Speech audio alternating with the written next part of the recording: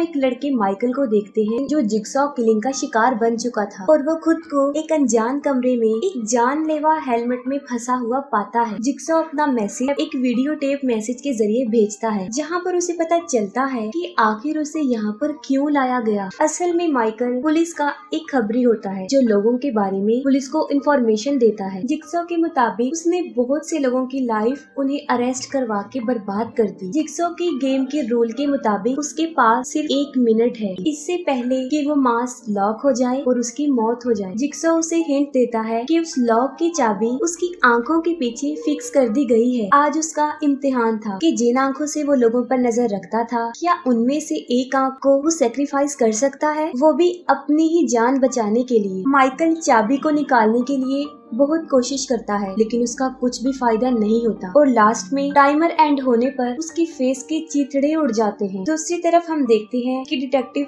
Eric की उसके बेटे के साथ बहस हो जाती है और वो गुस्से में उसे वहाँ से जाने के लिए बोलता है और बाद में जब उसे अपनी गलती का पछतावा होता है तो वो उसके पास जाने की कोशिश करता है लेकिन उसके बेटे डैनियल का कोई अता पता नहीं था। बाद में डिटेक्टिव एलिसन एरिक को माइकल की क्राइम सीन की इन्वेस्टिगेशन के लिए बुलाती है क्योंकि माइकल ने एरिक के लिए एक नोट दीवार पर छोड़ा हुआ था और यहाँ पर हमें पता चलता है कि माइकल किसी और का नहीं बल्कि एरिक का ही खबरी था जो लोगों की इंफॉर्मेशन एरिक को प्रोवाइड करता था। दीवार पर लिखे नोट और हेलमेट मास्क पर बने लोगों को देखकर वो समझ जाता है कि आखिर ये मास्क बनता कहाँ है और इसी तरह एरिक बाकी डिटेक्टिव्स के साथ वो जिगसॉ की सीक्रेट एग्जैक्ट लोकेशन को फाइंड आउट कर लेता है जहाँ जिगसॉ उन्हें कैंसर का शिकार हुआ कमजोर हालत में मिलता है और वहाँ पहुँचकर उन्हें सारी बात क्लियर हो जाती है कि असल में उन्होंने जिगसॉ को नहीं ढूंढा बल्कि जिगसॉ ने अपनी स्मार्ट प्लानिंग के थ्रू उन्हें यहाँ पर बुलाया है अपने ट्रैप में फंसाने के लिए। वहाँ सेटअप मॉनिटर्स में वो देखते हैं कि जिगसॉ ने उसके बेटे डैनियल के अलावा और भी बहुत से लोगों को पॉइजनस गैस से भरे हुए किसी घर में कैद करके रखा हुआ है और उन लोगों के पास मैक्सिमम सिर्फ 2 घंटे ही बचे हैं कि जब तक पॉइजन से वो मर न जाए। जिगसॉ एरिक को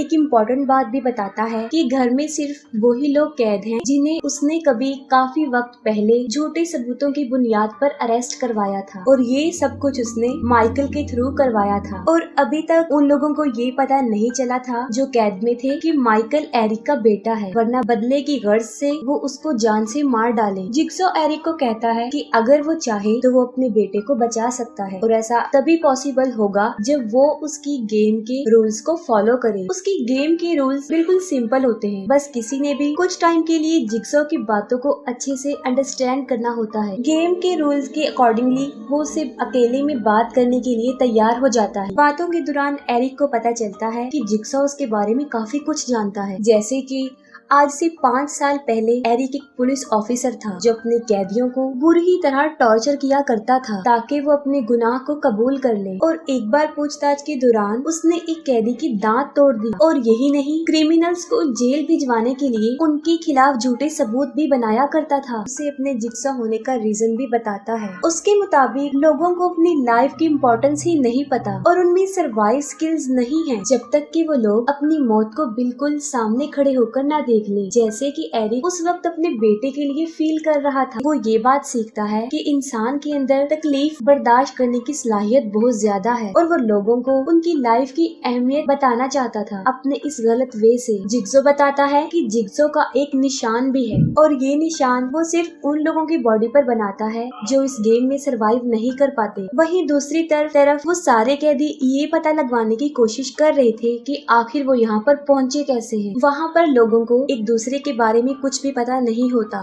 तलाशी लेते हुए अमेंडा को जिगसॉ की वो टेप मिल जाती है जिसमें उन्हें पता चलता है कि जिंदा रहने के लिए उनके पास 2 घंटे हैं जब तक कि वो पॉइजन गैस से उनकी मौत ना हो जाए। गेम को सरवाइव करने के लिए उन्हें रूम में छुपे एंटीडोर को फाइंड करना है जिसका सीक्रेट कोड जिगसॉ उन्हें पहेली के रूप में बताता है कि कोड सभी के दिमाग के पीछे मौजूद है और वो भी रेनबो की कलर के फॉर्म में है। जिगसॉ ये भी बताता है कि उन सबका उस जगह पर होना किसी एक चीज से लिंक्ड है, जिसका क्लू उन्हें घर में छुपे ही एक्स मार्क्स से पता चलेगा। टेप रिकॉर्डर के साथ उन्हें एक की और एक नोट भी मिलता है, जिसमें जिक्सॉ ने उन्हें वार्निंग दी थी कि चाबी से डोर ओपन नहीं करना। लेकिन जेवियर जिक्सॉ के रूल को इनकार करता है और चाबी से ही डोर ओपन करता है। लेकिन इससे दरवाजे के पीछे लगी पिस्टन ट्रिगर हो जाती है और डोर के होल से झांकते हुए गज की मौत हो जाती है। जिक्सॉ ने जानबूझकर डोर की 2 रीजन की वजह से प्रोवाइड की थी, क्योंकि उसे पता था कि उसके मना करने के बावजूद भी कोई ना कोई उस डोर को ओपन करने की कोशिश जरूर करेगा और उसकी डेथ हो जाएगी। और दूसरी तरफ लोगों को ये बताना कि रूल को फॉलो करना जरूरी है, वरना उनका अंजाम भी यही हो सकता है। और थोड़ी देर बाद रूम का दरवाजा अपने आप ही खुल जाता है और पूरे घर को अच्छे से चेक करने के बावजूद भी उन्हें वहाँ से भागने का कोई रास्ता नहीं मिलता। लेकिन बाद में उन्हें एक बेसमेंट का दरवाजा मिलता है और जब वो वहाँ पर जाते हैं, जहाँ पर उन्हें जिक्सॉ का नया मैसेज, एक पुतला और कुछ और भी चीजें मिलती हैं और साथ में एक नाम ओबी भी दिया होता है,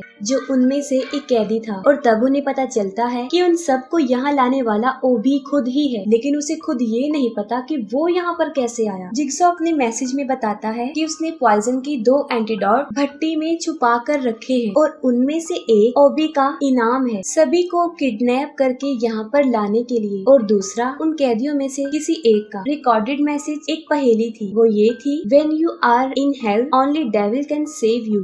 और वो खत्म हो जाता है, लेकिन इस पर कोई ध्यान नहीं देता। जब ओबी का नाम रिवील होता है, तब जेवियर उसे मारने की धमकी देता है, लेकिन ओबी उसकी धमकी से नहीं डरता। वो अपनी मर्जी से भट्टी में एंटीडोट्स को पाने के लिए जाता है और अंदर जाकर सक्सेसफुली वो एक एंटीडोट ले लेता है, लेकिन दूसरे एंटीडोट की लालच में भट्टी का डोर अपने आप ही बंद हो जाता है और उसमें आग लग जाती है, जिससे वो मारा जाता है और वो एंटीडोट भी वहीं खत्म हो जाता है। बाद में उन लोगों को एक और रूम भी मिलता है और रूम का टाइमर ट्रिगर हो जाता है। टेप को सुन लेने के बाद उन सबको पता चलता है कि ये रूम जेवियर के टेस्ट के लिए है, जो कि एक ड्रग डीलर है। इन लोगों को ड्रग लगाने की वजह से वो जिम्मेदार है। जिक्सॉ के इस टेस्ट में जेवियर को नीडल से भरे गड्ढे में से दरवाजे की चाबी ढूंढनी थी, जहाँ पर वो दूसरा एंटीडोट था, लेकिन वो खुद ऐसा करने की बजाय अमेंडा को वहाँ पर धकेल देता है। बहुत ट्राई करने के बाद अमेंडा को की मिल जाती है, लेकिन तब तक टाइम आउट हो चुका था और वो डोर हमेशा हमेशा के लिए क्लोज हो जाता है। सबसे अलग होने के बाद जेवियर फिर से रूम नंबर 1 में जाता है, जहाँ पर उसे एक नंबर मिलता है, जिससे वो जिक्सॉ की बताई हुई पहेली को सॉल्व कर लेता है। जिक्सॉ ने सबके सर के पीछे लॉकर के सीक्रेट कोड को रेनबो के कलर में लिखा हुआ था। कोड लेने के लिए उसे मार डालता है और वहीं पर उन लोगों को इस बात का भी पता चलता है कि आखिर ऐसी क्या बात है जो सबको एक साथ जोड़ रही है। वो ये है कि डैनियल के अलावा सारे लोग जेल जा चुके हैं और उन सबको झूठे सबूतों पर जेल भेजने वाला कोई और नहीं बल्कि डैनियल का फादर एरिक है। और जब जेवियर को ये पता चलता है तो वो डैनियल की तलाश में निकल जाता है और वहीं पर एडिसन को एक और रूम मिलता है, जहाँ एक ग्लास बॉक्स में एंटीडोट रखा हुआ था।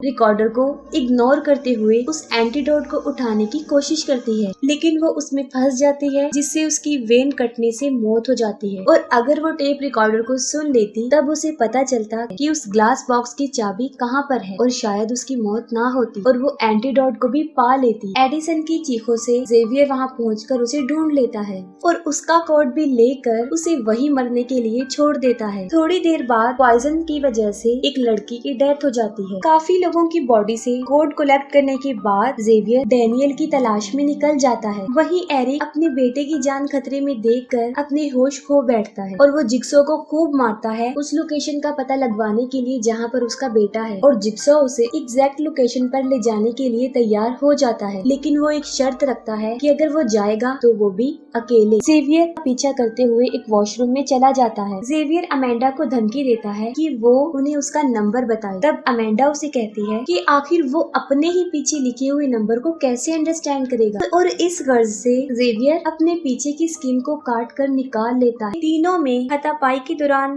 जेवियर के डैनियल के हाथों मौत हो जाती है और दूसरी तरफ एरिक जिक्सॉ की बताई हुई लोकेशन के मुताबिक वहाँ पर पहुँच जाता है, उसकी बेसमेंट में चला जाता है और दूसरी तरफ फोर्स टीम भी वहाँ पर पहुँच जाती है, लेकिन वो लोग उन्हें वीडियो मॉनिटर पर दिखाई नहीं देते और विक्टिम्स में कोई भी उन्हें नजर नहीं आता। और बाद में उस टीम को पता पता चलता है कि असल में ये वो घर है ही नहीं। पर उन्हें अंदाजा होता है कि अब तक वो कैप्चर की हुई वीडियो ही देख रहे थे, यानी विक्टिम्स के साथ जो भी हुआ वो जिक्सॉ को पकड़ने से पहले ही हो चुका है। और दूसरी तरफ एरिक भी अपने बेटे को ढूंढते हुए उस वॉशरूम में पहुंच जाता है, लेकिन वहाँ पर उसे डैनियल और अमेंडा कोई भी नहीं मिलता। और तभी उसे एक बाथटब में किसी की डेड बॉडी मिलती है और करीब जाकर जब वो चेक करता है तो वो डेड बॉडी उस पर अटैक करके उसे बेहोश कर देती है। होश में आते ही एरिक देखता है कि वो भी अब चेंड है।